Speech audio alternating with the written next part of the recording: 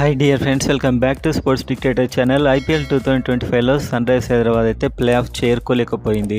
కేవలం 5 విజయాలు 13 మ్యాచ్లు ఆడే వరకు మనం వీడియో చేస్తున్నాం. అండ్ 7 మ్యాచ్లు ఓడిపోయింది. అండ్ చెప్పాలంటే మరీ అంత వరస్ట్ పర్ఫార్మెన్స్ లేదు, కానీ మరీ అంత టాప్ క్లాస్ కూడా పర్ఫార్మెన్స్ లేదని చెప్పొచ్చు. ప్లే ఆఫ్ మాత్రం చేరుకోలేదు. చాలా అవలీలగా ప్లే ఆఫ్ నుంచి అవుట్ అయిపోయింది. ప్లే ఆఫ్ నుంచి అవుట్ అయ్యాక కాస్త మంచి పర్ఫార్మెన్స్ అయితే వీళ్ళు ఇస్తున్నారు. సో ఇప్పుడు నెక్స్ట్ సీజన్కు ఖచ్చితంగా రిలీజ్ అయ్యే ప్లేయర్స్ ఎవరో చూద్దాం. అండ్ వాళ్ళు ఎందుకు రిలీజ్ అవుతారో కూడా చూద్దాం. అండ్ ఐపీఎల్లో ఎస్ఆర్హెచ్ ఫ్యాన్స్ అంతా వీడియోని లైక్ చేయండి. అండ్ వచ్చే సీజన్లో ఎవరు రిలీజ్ కావాలని మీ ఒపీనియన్ అనేది కామెంట్ చేయండి. చూద్దాం మీలో ఒపీనియన్ ఎలా ఉందనేది. అండ్ ఐపీఎల్ ఎస్ఆర్హెచ్ అప్డేట్ కోసం సబ్స్క్రైబ్ చేసుకోండి.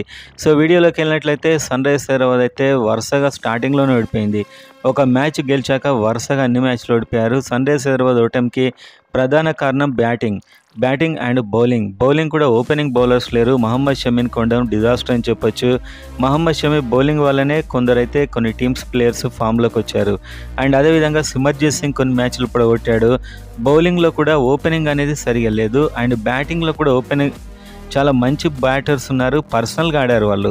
కానీ కలిసి నిలకడగా ఒక సాయి సుదర్శన్ అండ్ మనకైతే విరాట్ కోహ్లీ వీళ్ళలాగైతే ఒక నిలకడగా అయితే ఓపెనర్స్ ఆడలేకపోయారు. అండ్ వాళ్ళు ఎవరెప్పుడు ఎలా ఆడతారో తెలియని గందరగోళంలో అవుట్ అయిపోయారు. సో ఓవరాల్గా చూస్తే నమ్మలేని బ్యాటింగ్, నమ్మలేని బౌలింగ్ వల్ల ప్లే ఆఫ్ అయితే చేరుకోలేకపోయారు. కానీ ఇండివిజువల్గా అయితే అద్భుతమైన పర్ఫార్మెన్స్లు కొన్ని ఇచ్చారు బ్యాట్స్మెన్, కానీ కలిసి కట్టుగా అయితే ఆడలేకపోయారు.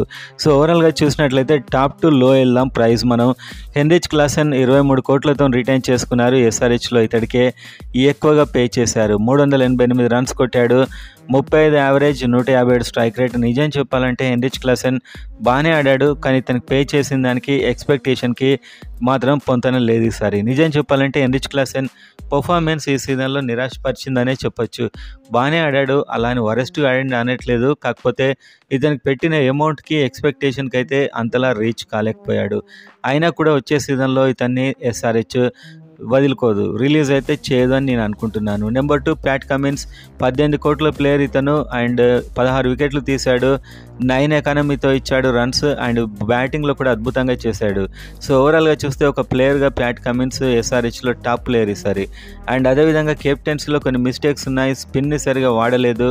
అండ్ టీమ్ సెలెక్షన్లో కొన్ని మిస్టేక్స్ అవుతున్నాయి. ఓవరాల్గా చూసుకుంటే ప్యాట్ కమిన్స్ని కూడా విడిచిపెడతారని అయితే అనిపించట్లేదు. వచ్చే సీజన్ కూడా ప్యాట్ కమిన్స్ కంటిన్యూ అవుతాడు. ఎందుకంటే పర్ఫార్మెన్స్లు ఎలా ఉన్నాయంటే పూర్తిగా బాగాలేవు అనలేం, పూర్తిగా బాగున్నాయి అనలేం, అలా ఉంది సార్ ఎస్ఆర్హెచ్ పరిస్థితి. నెంబర్ 3 అభిషేక్ శర్మ. ఇతనైతే పర్మనెంట్గా కొన్ని సంవత్సరాల వరకు ఎస్ఆర్హెచ్కి ఆడతాడు. 14 కోట్లతో రిటైన్ చేసుకున్నారు, 407 రన్స్. ఆల్మోస్ట్ ఎస్ఆర్హెచ్లో టాప్, 193 స్ట్రైక్ రేట్, 34 యావరేజ్. కానీ ఇక్కడ బాధ ఏంటంటే ఇండివిజువల్గా ఆడారు, కానీ కలిసి కట్టుగా ఆడలేకపోయారు. ఓపెనర్స్ అయితే ఫెయిల్ అవుతూ వచ్చారు, వెంటనే ఒకరు అవుట్ కావడం, ఆ విధంగా బ్యాటింగ్లో కాన్ఫిడెన్స్ అయితే దెబ్బతింది. అభిషేక్ శర్మ ఎలాగూ రిలీజ్ కాడు. ట్రావిస్ హెడ్ 14 కోట్ల ప్లేయర్, 12 మ్యాచ్లు ఆడాడు, 27 యావరేజ్, 157 స్ట్రైక్ రేట్. నిజం చెప్పాలంటే ట్రావిస్ హెడ్కి ఇది ఒక ఫెయిల్యూర్ సీజన్. అతడి యొక్క క్యాల్బర్కి ఇది ఒక ఫెయిల్యూర్ సీజన్గా నిలిచిపోతుంది. అండ్ ఓపెనింగ్లో వీళ్ళిద్దరు సెట్ అయ్యారు కాబట్టి ఇతన్ని తీసేస్తారని నేను అనుకోవట్లేదు. కాకపోతే డేంజర్ జోన్లో ఉన్నాడు ట్రావిస్ హెడ్ అని చెప్పొచ్చు. నాకు తెలిసి రిటైన్ అవుతాడు. అండ్ నెక్స్ట్ ఇషాన్ కిషన్ 11 కోట్ల 25 లక్షలు పెట్టి ఎంతో హోప్స్తో కొన్నారు. అండ్ కొన్ని అద్భుతమైన ఇండివిజువల్ పర్ఫార్మెన్స్లు ఇచ్చాడు. ఒక 3-4 మ్యాచ్లు ఇతడే గెలిపించాడు. నేను చెప్పాలంటే ఆ రేంజ్లో ఆడాడు. 375 రన్స్, 153 స్ట్రైక్ రేట్, 36 యావరేజ్. కాకపోతే ఇవన్నీ కూడా ఒక 2 మ్యాచ్ల స్కోర్తోనే వచ్చాయి. మధ్యలో వరుస ఒక 6 మ్యాచ్ల వరకు చాలా దారుణంగా ఆడాడు ఇషాన్ కిషన్. సో చివర్లో తన బ్యాటింగ్ మెరుగుపరుచుకొని తనని రిటైన్ చేసుకునేలా చేశాడని చెప్పొచ్చు లాస్ట్ మ్యాచ్ల్లో. ఓవరాల్గా చూస్తే ఇషాన్ కిషన్ అయితే పర్ఫెక్ట్గా కాన్ఫిడెంట్గా కనబడలేదు ఈ సీజన్లో. కాకపోతే మిగతా వాళ్ళతో పోలిస్తే బెటరే. ఇక్కడ ఇదే బాధ, 2-3 ఇన్నింగ్స్లు అద్భుతంగా ఆడారు, మిగతా అన్నీ ఫెయిల్ అయ్యారు. దీంతో వాళ్ళను ఉంచుకోవాలా వద్దా అని ఒక డౌట్ అయితే క్రియేట్ అయింది టీంలో. కానీ మళ్ళీ ఓవరాల్గా వీళ్ళు వెళ్తే బ్యాటింగ్ అయితే నిలకడలేని బ్యాటింగ్తోనే ఉంటుంది నెక్స్ట్ ఇయర్ కూడా.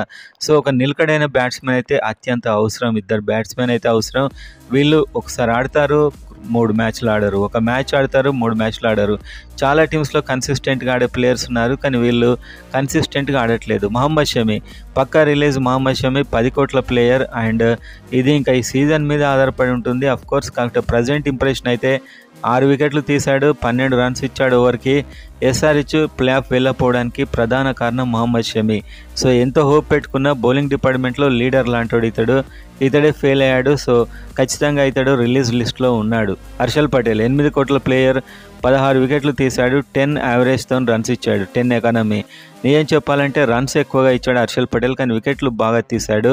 ఇతడు రిటైన్ అవుతాడు వచ్చే సీజన్కి. నితీష్ కుమార్ రెడ్డి 6 crores మాత్రమే ఇతడు రిటైన్కి అలో అయ్యాడు. అండ్ మొదట్లో బ్యాటింగ్ చేయలేదు, బ్యాటింగ్ అయితే ఫెయిల్యూర్. ఎట్లా 23 యావరేజ్, 119 స్ట్రైక్ రేట్, కానీ బౌలింగ్లో చాలా ప్రామిసింగ్ కనిపించాడు. లాస్ట్ 2 మ్యాచ్ల్లో ఎప్పుడైతే బౌలింగ్కి వచ్చాడో తన బౌలింగ్ ఏంటో చూపించాడు. బౌలింగ్లో చాలా ఫెంటాస్టిక్ అనిపించాడు. అండ్ ఆల్రౌండర్ అవసరమే కాబట్టి ఇతన్ని వదులుకోరు ఎట్టి పరిస్థితుల్లో. రాహుల్ చహార్ 3,20,00,000, ఇతనిదైతే ఒక దారుణమైన దీనస్థితి అని చెప్పొచ్చు. ఒక్క మ్యాచ్ కూడా సరిగా అవకాశం ఇవ్వలేదు, కానీ ప్రతి పోస్టుల్లో, ప్రతి ఇన్స్టాగ్రామ్లో ఇతన్ని చాలా ఫొటోస్ అయితే పెడుతుంటారు పెద్ద హీరోలా. సో ఇతనైతే ఒక్క మ్యాచ్ కూడా ఆడించలేదు. 3,20,00,000 పెట్టి ఇతడు టాప్ 9లో ఉన్నాడు డబ్బులో. సో ఇతనైతే కొన్నారు. ఇంకా ఇంతకంటే తక్కువకు మంచి మంచి స్పిన్నర్లు వెళ్ళిపోయారు, కానీ ఇతన్ని కొన్నారు. కానీ ఇతనిలో ఏం చూశారో, ఏం నచ్చలేదో, కానీ ఒక్క మ్యాచ్ కూడా ఛాన్స్ ఇవ్వలేదు. అంటే నెక్స్ట్ సీజన్ ఇతన్ని విడిచిపెడతారు. And Abhinav Manohar 3,20,00,000, same amount, సరిగా ఛాన్సెస్ రాలేదు, ఒత్తిడిలో ఛాన్సెస్ వచ్చాయి. And 12 average, 100 strike rate, worst performance అనే చెప్పాలి మనోహర్ది. కానీ అవకాశాలు అయితే కరెక్ట్గా రాలేదు ఇతనికి, అండ్ ఒత్తిడి సిచ్యువేషన్లోనే వచ్చాయి. తర్వాత ఆడన్ జంపా ఇలా వచ్చాడు, అలా వెళ్ళిపోయాడు, 2,40,00,000. ఇతడు వచ్చే సీజన్ వెళ్ళిపోతాడు పక్క. సిమర్జిత్ సింగ్ అయితే ఒక పీడకల ఎస్ఆర్హెచ్కు, అండ్ ఇతడంటే కెప్టెన్కి, కోచ్కు ఎక్కడ లేని నమ్మకం. 1,50,00,000, 4 మ్యాచ్ల్లో 2 వికెట్లు తీసి 17 రన్ రేట్తో రన్స్ ఇచ్చాడు 4 మ్యాచ్లు. అంటే మీరు అర్థం చేసుకోవచ్చు ప్రత్యర్థి బ్యాట్స్మెన్ ఎంతలా పండుగ చేసుకున్నారు. సో సిమర్జిత్ సింగ్ని రిటైన్ చేసుకుంటే ఇంకా ఎస్ఆర్హెచ్కు ఇతడిలో ఏదో చూశారనే అనుకోవచ్చు. సో మనం ఎవరం చూడని చాలా అద్భుతం ఏదో ఇతడు చూపిస్తున్నాడు అలా కనుకోవచ్చు. సో మొత్తానికైతే సిమర్జిత్ సింగ్ని రిలీజ్ చేస్తారని నా యొక్క ప్రగాఢ విశ్వాసం. ఇషాన్ మలింగా నన్ను ఇంప్రెస్ చేసిన ప్లేయర్. 1,20,00,000 పెట్టుకున్నారు, 6 మ్యాచ్ల్లో 10 వికెట్లు, 9 ఎకానమీ. కళ్ళు మూసుకొని రిటైన్ చేసుకోవచ్చు, కళ్ళు మూసుకొని ఇషాన్ మలింగాని రిటైన్ చేసుకోవచ్చు. అలాంటి పర్ఫార్మెన్స్ అయితే ఇచ్చాడు. మహమ్మద్ షమి లాంటి 10 కోట్ల ప్లేయర్ ఫెయిల్ అయినప్పుడు ఇతడు ఆదుకున్నాడు కొన్ని మ్యాచ్ల్లో. తర్వాత వియాన్ ముల్లర్ని తెచ్చారు, అతడు బ్రైడెన్ కార్స్కి 1 కోటి పెట్టి, కానీ ఇతనికి పెద్ద అవకాశాలు రాలేదు, ఇతడు పెద్దగా ఆడలేదు. సో ఇతడు రిలీజ్ అయితే అవ్వచ్చు. ఇతడు టీంలో ఉండి కూడా వేస్ట్, ఇతను తీసుకోరు కూడా.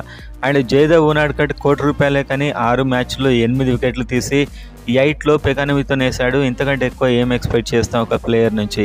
కేవలం 8 యావరేజ్తో 8 వికెట్లు తీయడం అంటే మామూలు విషయం కాదు.